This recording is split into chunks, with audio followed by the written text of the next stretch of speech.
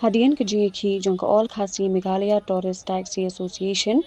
nadu ka khandriu tarik nailur ki beladawa na ka sorkar jela ban khangla di ka jingrung ki kali tourist ki ba na bar jela shaki jaka jungok kai perthai ki badan hakeleng ka jela ban ailat pat iki kali na ka jela Meghalaya ban pinpoi shaki te ki jaka mentagasngi kalami ka huri hura ha ka thain jorabat ka ba ki pajba kilami ban khanglat ye ki kali kamai ka jela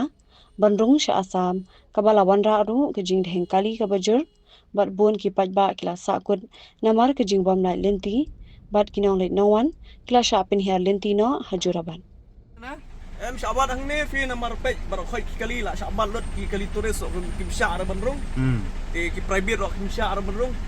ngar la yang nong ne ki tu mana pan phai hab nong teng mana pan phai ha mana pan phai kali nak man em ki don ki riu public action ni kita lang bat na Assam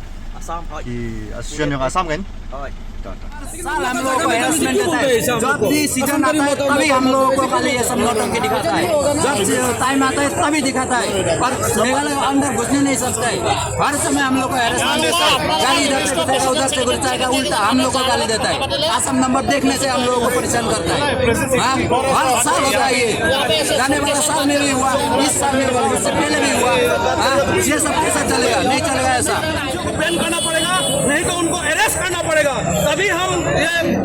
आंदोलन उठा लेंगे नहीं तो हम नहीं मानेंगे क्योंकि वो लोग जितना भी शांति है मेघालय में वो शांति विघ्नित किया है हम लोग के दो राज्यों में जो प्रेम था वो प्रेम खराब किया है उन लोगों को एक्शन लेना ही पड़ेगा क्योंकि वो लोग